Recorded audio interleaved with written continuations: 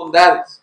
No, Señor, no dejaríamos descansar, Señor, nuestra boca solamente de pronunciar las bendiciones que nos has dado por medio de Cristo. Señor, gracias por la justificación. Ayúdanos a comprender, Señor, lo que vivió Abraham, Señor, y cómo Pablo, un maestro por excelencia, nos enseña, Señor, que también a nosotros mismos se nos ha justificado de la misma manera que Abraham. En el nombre de Jesús. Amén. Hermanos, hemos pasado 5 lecciones respecto a la justificación de Abraham y llegamos a la conclusión del capítulo 4. Esta conclusión, hermanos, lógicamente es la última en la que estaremos hablando de Abraham. Y hermanos, comienza con un paralelismo. Un paralelismo donde Pablo apuntará todas estas referencias de Abraham de una forma cristocéntrica y cristotélica, donde el centro y el fin serán mostrarte a Cristo y la justificación por la fe en Cristo. Así que, primero, hermanos, en la conclusión, Pablo hará este paralelismo, que es la conclusión. Y este es el primer paralelismo, donde la escritura veterotestamentaria muestra el mismo medio de la justificación por fe de los creyentes de hoy día. Otra vez, ¿cuál es el paralelismo? Donde la escritura veterotestamentaria, ¿qué dijimos que es veterotestamentaria? La escritura vieja, del pasado, el Antiguo Testamento, donde esta escritura está comparada con la justificación por fe el día de hoy. El versículo 23 dice, y no solamente con respecto a él. ¿De quién está hablando? De Abraham. Y no solamente con respecto a Abraham se escribió. ¿Dónde se escribió? En el Antiguo Testamento. Por eso decimos que es en la escritura veterotestamentaria. En el Antiguo Testamento precisamente y particularmente en Génesis capítulo 17. Dice, y no solamente con respecto a él se escribió en Génesis 17 que le fue contada. ¿Que le fue contada qué? La justicia. A ver, espera un momento. Pablo está diciendo que no solamente a Abraham le fue contada la justicia. Quiere decir que fuera de Abraham hay otro grupo de personas que también le fue contada la fe por justicia. ¿Sí está conmigo, hermanos? Ahora bien, hermanos, y quiero que esto quede tan claro. El ejemplo del patriarca no es un caso de excepción en la justificación por fe, sino un caso normativo, cuyos principios son aplicables a todos los hombres que creen. Increíble. Porque la vida de Abraham, hermanos, o la justificación de Abraham, no es un caso excepcional o no es un caso de excepción, sino que es el caso normativo, el que se utilizará siempre y es el ejemplo para nosotros. Por eso, hermanos, se convierte en un paralelismo, porque Abraham no es un caso excepcional. Es como cuando decimos, y hablamos con otras personas respecto al malhechor en la cruz, haciendo un paréntesis, y les decimos a las personas, bueno, particularmente yo les digo, ¿este malhechor en la cruz fue salvo por obras o fue salvo por creer? Y entonces yo le digo a las personas, este malhechor en la cruz es un caso excepcional o Dios nos justifica de la misma manera que a este malhechor por medio de la fe y arrepentimiento. Lógicamente, Dios justifica a todos de la misma manera que justificó a ese malhechor. Así que estos casos no son casos excepcionales, sino son casos normativos, en el cual siempre se aplicará la misma forma de justificación al hombre. Y Abraham es el paralelismo con el creyente del día de hoy. Amén. Así que el ejemplo del patriarca no es un caso excepcional de la justificación por fe, sino un caso normativo cuyos principios son aplicables a todos los hombres por fe. Hermano, ¿tú cómo llegaste al evangelio? ¿Por obras o por fe? Fuiste justificado por la fe de la misma manera que Abraham, de la misma manera que el malhechor en la cruz. De modo que todo este caso de Abraham es un paralelismo con la iglesia del día de hoy. Así que, hermanos, el medio de salvación siempre ha sido, siempre fue y siempre será hasta que Cristo venga en su segunda venida por fe. Como está escrito, mas el justo por la fe vivirá. Romanos 1:17, Habacuc 2:4. Por hacer un paralelismo, hermanos, perdón, Pablo hace un paralelismo refiriéndose a Abraham y a nosotros. Ahora, si bien es cierto, la escritura veterotestamentaria, valga la redundancia, escribió anunciando la justificación de Abraham. Al igual que la escritura veterotestamentaria, presagia y proclama una salvación en nosotros por fe. Porque si pone mucha atención en el versículo 23, fíjese lo que dice. Y no solamente con él, o no solamente con respecto a él, se escribió que le fue contada. Espera un momento. Quiere decir que no solo con respecto a Abraham se escribió que la salvación sería por fe. Quiere decir que también hubo otros grafos, otros escritos que están en la escritura veterotestamentaria para hacer referencia a que tú y yo seríamos salvos por fe. ¿Y dónde encontramos esto? Ya lo hemos visto en lecciones anteriores, el Salmo 32. Bienaventurado aquel quien Jehová no le inculpa de pecado. Amén. Eso somos nosotros. Habacuc 2:4 es otro que acabé de mencionar. Mas el justo por la fe vivirá. Isaías 52 encontramos esta hermosa profecía. Isaías 53, donde el herido fue por nuestras rebeliones, molido por nuestros pecados, el castigo de nuestra paz fue sobre él y por su llaga fuimos nosotros curados. Hermano, esto es solamente salvación por fe. Pero no está hablando de Abraham, que Abraham fue justificado porque Cristo llevó su pecado. No solamente Habacuc 2:4 está hablando de Abraham, es más, ni siquiera habla de Abraham, ni tampoco el Salmo 32 habla de Abraham, sino que generaliza que todo aquel que viene por la fe será justificado. Por eso el versículo 23 de Romanos 4 dice, y no solamente con respecto a él se escribió que le fue contada la justificación, sino con respecto a todos nosotros. El Antiguo Testamento anuncia y presagia la salvación por la fe sola, aún de los creyentes del día de hoy. Amén. Ahora bien, hermanos, todavía no decimos, bueno, ya dije de quién se está refiriendo Pablo cuando dice que no solamente a Abraham le fue contada la justificación por la fe. Ya lo dije, pero quiero mencionarte esto. Pablo dirá claramente quiénes son las personas que son justificadas por la fe. Vea lo que dice el versículo 24. Ese es el grupo de personas a los cuales se les ha referido la justificación por la fe del mismo modo que Abraham. ¿Qué dice el versículo 24? Sino también con respecto a nosotros. Hermanos, Dios te justifica de la misma manera que justificó a Abraham. Y ese es el paralelismo. Que si Dios justificó a Abraham por fe, también a nosotros nos justifica por fe. Sino también con respecto a nosotros, a quienes ha de ser contada, esto es, a los que creemos en el que levantó de los muertos a Jesús, Señor nuestro. Querido hermano, no creemos en una iglesia universal donde todo mundo es salvo, justificado y creyente, como lo explica la iglesia católica. Ellos, hermanos, piensan que todos son hijos de Dios. Ellos piensan que todos son justificados y que Cristo murió por todos de tal manera que todos son salvos. Pero aquí Pablo hace una excepción. Y él está diciendo que a nosotros también se nos ha de ser contada la justificación por la fe. Esto es, y aquí está el pequeño grupo de personas. ¿Quiénes? ¿Quiénes son esos nosotros? Los que creemos en el que levantó de los muertos a Jesús, Señor nuestro.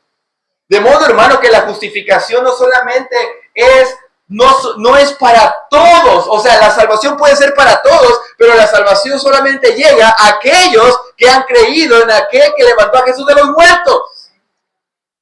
Eso es increíble, hermanos, porque eso nos enseña claramente la falsedad de la doctrina de la Iglesia Católica. Nosotros somos justificados de la misma manera que Abraham. Usted, hermano, no tuvo que hacer algo para ser salvo, así como Abraham no hizo nada para adquirir las promesas. Amén. ¿Sí está conmigo, hermano? Nada podía hacer Abraham, hermano, para tener esa promesa.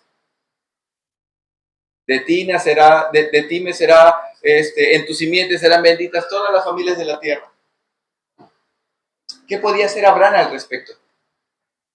¿Abraham podía tener un hijo a la edad de 100 años? ¿Te das cuenta de la incapacidad de Abraham? Abraham no hizo nada para llevar a cabo la promesa.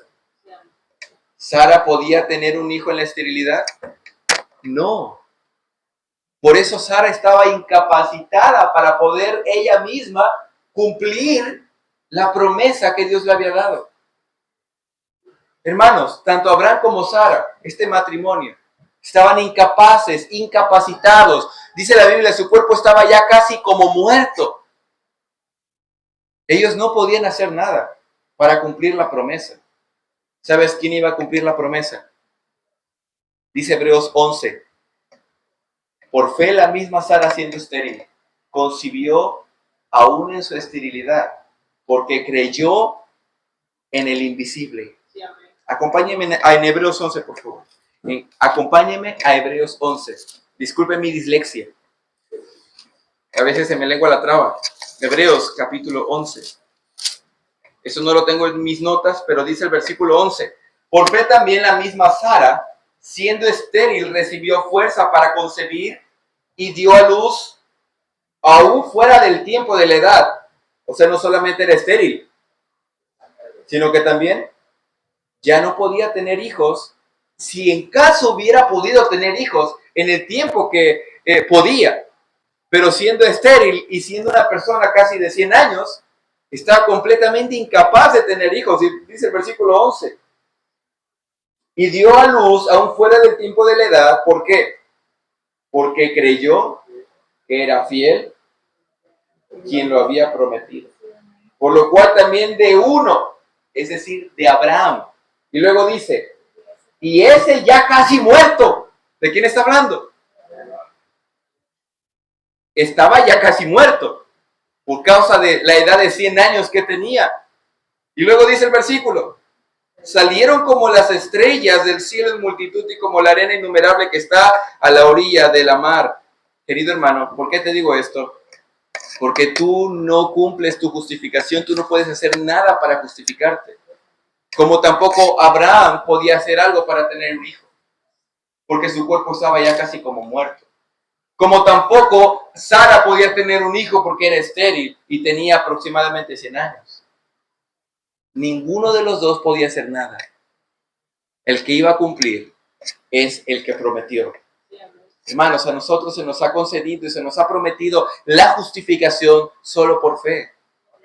Usted no tuvo que hacer algo para ser salvo, así como Abraham no hizo nada. Usted no tuvo que comprar su salvación. ¿O acaso usted dio un terreno a la iglesia? Usted aportó una gran cantidad a la iglesia, donde después de dar un dinero le firmamos y le dijimos, mira, ese es tu pase al cielo por causa de tu ofrenda. ¿Acaso hizo eso?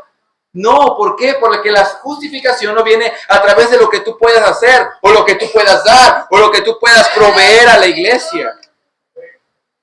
Usted no tuvo que rezar 10 Padres Nuestros.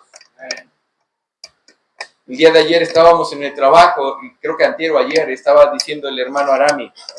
Bueno, estábamos platicando sobre los rezos.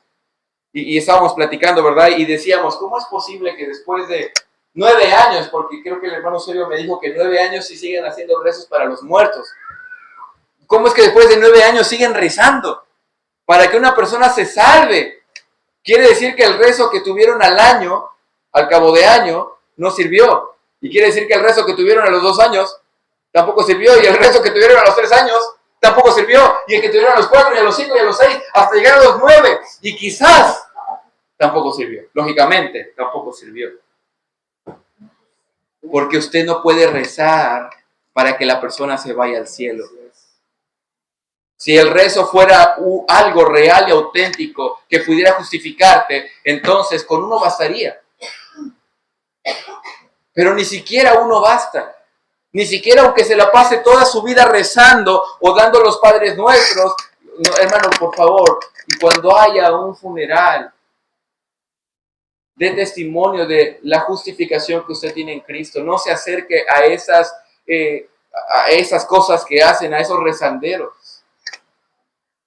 Mejor muéstreles a Cristo y dígales, esto no salva.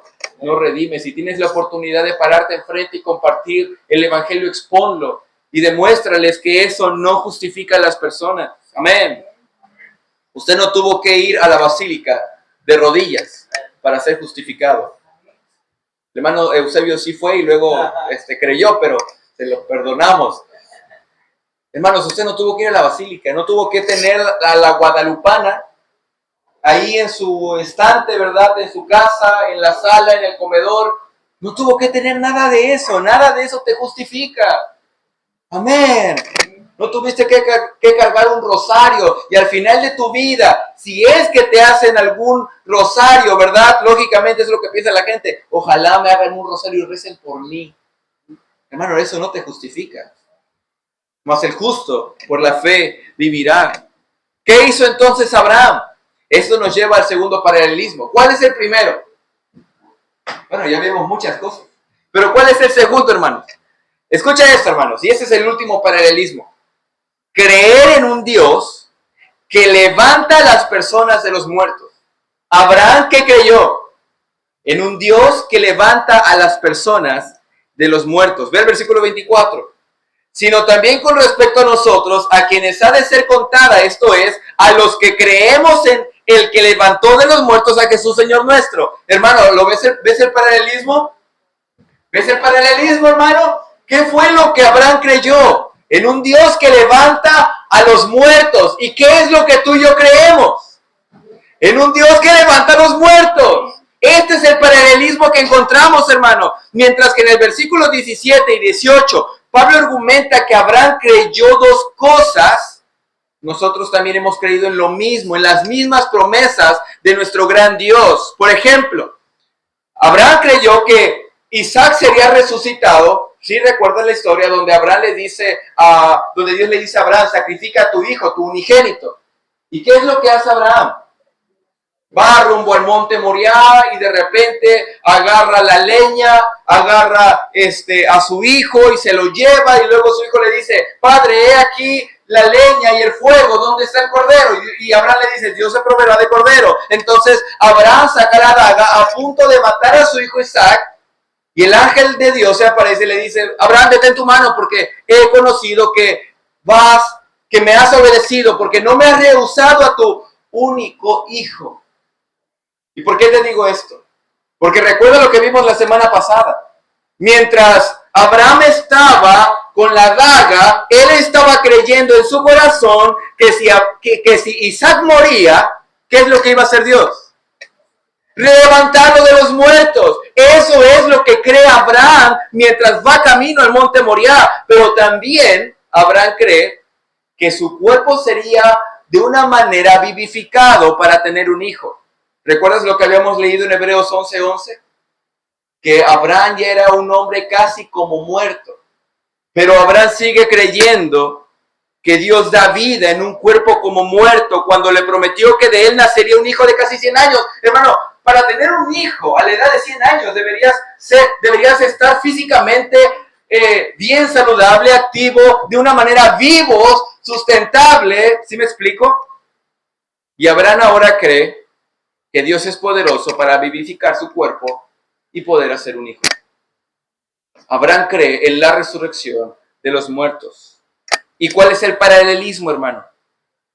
De que si yo soy justificado de la misma manera que Abraham, entonces yo también debo creer en aquel que levanta a los muertos. Nosotros también hemos creído en que Dios resucitó a nuestro Mesías. Amén. Que resucitó de los muertos. Creemos que la tumba está vacía. Creemos que la palabra de los ángeles cuando le dijeron a María Magdalena, ¿por qué buscan entre los muertos al que vive? No está aquí, ha resucitado. Eso es lo que tú y yo creemos. Creemos que Dios nos resucitará a cada uno de entre los muertos. Amén. Como dice Primera de Tesalonicenses capítulo 2 versículo 3 en adelante, hermanos, no se entristezcáis como los otros que no tienen esperanza, porque si creemos nosotros, los cristianos, los creyentes, si creemos que Jesús murió y resucitó, así también traerá Dios a los que durmieron en él. Hermano, tanto creemos en la resurrección de Cristo como creemos en la resurrección de nuestro cuerpo para ser glorificado el día que Él venga. Primera de Juan dice, hijitos, no sabemos todavía lo que hemos de ser, pero sabemos que cuando Él apareciere seremos semejantes a Él porque le veremos como Él es. Hermanos, tú y yo creemos, igual que Abraham, en un Dios que levanta a los muertos. Job creía lo mismo. Job 19:25, vaya ahí por favor. Job 19:25. Cuando yo leí este pasaje, hermano, estudiando en ese contexto, yo dije, wow, increíble, mira lo que cree Job. Yo sé que mi Redentor vive y al fin se levantará sobre el polvo. Y después de deshecha esta mi piel. ¿De qué está hablando? ¿Cuándo es que la piel es deshecha? Cuando Él muera, va a volver al polvo. Y dice el versículo 26, en mi carne he de ver a Dios. A ver, espera un momento. Job está diciendo que cuando su cuerpo sea deshecho o su piel sea deshecha, luego hace otra aclaración, en mi carne. O sea, ¿cómo? ¿No que estabas deshecho? Sí, pero como cree en la resurrección, Él está diciendo, después de ser deshecha mi carne, con mi cuerpo he de ver a Dios. Otra vez volveré a ser transformado y el día que Él me resucite y yo sea transformado, veré a Dios. Job no estaba hablando en el tiempo en el que Él estaba en la tierra. Porque si estuviera hablando en el tiempo que Él estaba en la tierra, entonces tampoco podría ver a Dios. Job tiene que estar hablando en el día de la resurrección de los muertos. Y Job cree en la resurrección de los muertos. Lo mismo creía Marta, Juan 11:24. Marta le dijo, yo sé que resucitará, hablando de Lázaro, en la resurrección, en el día postrero. ¿Te das cuenta, hermano? Es lo que todo creyente, valga la redundancia, cree en la resurrección de los muertos, porque Cristo resucitó. 1 Corintios capítulo 15 dice que Cristo es la primicia de los que durmieron. Cristo es el primero en resucitar. Y el versículo 23 dice, y luego nosotros, los que somos de Cristo, resucitaremos en su venida. Amén. Es lo que creemos. Creemos en las palabras de Jesús al decir, yo soy la resurrección y la vida. El que cree en mí, aunque esté muerto, vivirá. Es lo mismo que creía Abraham. Creyó en aquel que resucita a los muertos. Pero otra cosa creyó, que también ya la vimos. Él creyó en aquel que llama las cosas que aún no son como si fuesen. Pero quiero saltarme este punto porque ya lo hemos visto y quiero darte el último. ¿Qué es lo que también creyó Abraham que tú y yo creemos? Versículo 21. ¿Está ahí en Romanos 4:21? Dice el texto, plenamente convencido de que era también poderoso para hacer todo lo que había prometido. ¿Cuál es el paralelismo aquí? Número 1, que Abraham creyó en la resurrección, como tú y yo también creemos en ¿qué? En la resurrección. Que Abraham creyó en aquel que llama las cosas que no son como si fuesen, como también nosotros creemos en aquel que llama las cosas que no son o que no existen aún como si ya existieran. Y creemos como Abraham, donde estuvo plenamente convencido de que Dios cumpliría lo prometido, como tú y yo también creemos en que Dios es poderoso para cumplir lo que había prometido. Hermanos, Abraham creyó en todo esto. Pero nosotros también hemos creído en Jesucristo. Hemos creído en el nuevo pacto hecho en su sangre. Estamos plenamente convencidos de que Dios es poderoso para salvarnos. Y de que si Él dijo que si confesamos con nuestra boca que Jesús es el Señor, seremos salvos. Lo creemos. Creemos en la justificación por medio de Cristo y en la limpieza de nuestros pecados por medio de la fe en su sangre. Amén. Pablo tenía la misma esperanza. Segunda de Timoteo 1:12. Vaya ahí, por favor. Segunda de Timoteo 1:12. Por lo cual asimismo padezco esto, mas no me avergüenzo, porque yo sé a quién he creído y estoy seguro. Hermano, ¿te das cuenta de la convicción? Y estoy convencido de que es poderoso para guardar mi depósito para aquel día. Hermanos, tú y yo tenemos la misma fe, la misma esperanza. Pero quiero terminar con el versículo 25. Romanos 4:25. Y ese es el último versículo de nuestro estudio de la justificación de Abraham. Versículo 25. El cual fue entregado por nuestras transgresiones y resucitado para nuestra justificación. Este paralelismo concluye reconociendo lo que hace el objeto de la fe. Primeramente, se entregó por nuestras transgresiones. Hermano, esta es la sustitución. El justo por el injusto. El obediente por el desobediente. El bueno por el malo. El justo por el injusto. El inocente por el transgresor. Por eso dice el versículo, se entregó por nuestras transgresiones, el inocente por el transgresor. Y esto es lo que debes creer, querido hermano. A veces escuchamos a algunos predicar, ven a Cristo porque Él puede darte el cielo. Más bien deberíamos decir, ven a Cristo porque eres un transgresor de la ley. ¿Sí estás conmigo, hermano?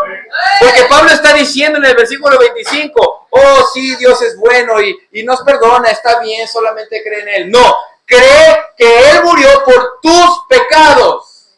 Eso es lo que debemos predicar. Más bien deberíamos decir, ven a Cristo porque eres un transgresor de la ley. Y Él se entregó al verdugo, Él se entregó al juez justo para tomar tu sentencia de muerte y pagar por tu transgresión. Hermano, esa es la palabra de fe que predicamos. Que Jesús murió por nuestras transgresiones. No murió por sanarnos de una enfermedad. Aunque claramente está que Dios es bondadoso y su gracia común puede alcanzarnos para transformarnos y quizás regenerar nuestro cuerpo físico. Pero hermanos, Cristo murió por tus transgresiones, por nuestros pecados. No podemos andar por la vida diciendo, Cristo te ama, todo está bien, solo ven a la iglesia. No, Cristo murió por tus transgresiones. Eres un pecador, porque si hay transgresión, entonces hay un pecador. No podemos, hermanos, diluir el evangelio. No podemos decirle a las personas falsedades. El problema es que la gente sabe que Cristo murió, pero no lo creen. Y la justificación solo la puedes obtener no con saberlo, sino creyendo que eres un transgresor y que necesitas un Salvador. No se puede de otra manera. Sino creyendo que Jesús murió por tus pecados, por tus transgresiones, porque usted estaba en problemas con el juez justo. Y Cristo se entregó al verdugo, Cristo se entregó al juez justo. Amén. Hermano, si yo no he entendido mi corrupción, mi transgresión, y no he creído que soy un vil pecador delante de un Dios santo, entonces soy un incrédulo y voy rumbo a condenación. La ira de Dios reposa sobre mi persona, porque esa es la sustitución, el justo por el injusto, el bueno por el malo, el inocente por el transgresor. Y hay una última cosa que nos identifica como personas justas. Ve lo que dice el versículo, por favor. Ok, antes de ir ahí, me faltó un versículo. Quiero que vayamos a Hechos 2:24.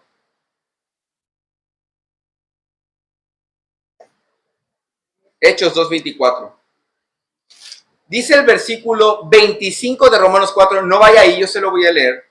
El cual fue entregado por nuestras transgresiones y resucitado para nuestra justificación. Y quiero que me preste mucha atención aquí, querido hermano, porque lo que le voy a decir a continuación es doctrina soteriológica. Interesante e importante para nuestra fe y nuestro crecimiento espiritual. ¿Por qué dice que resucitó para nuestra justificación?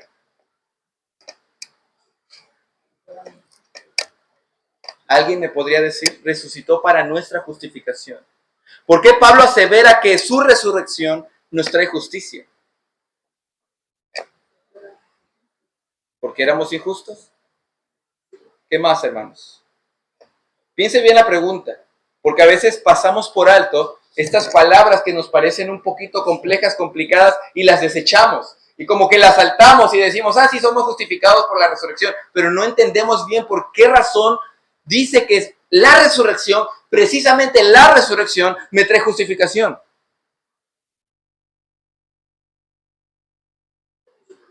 Escucha esto, hermano.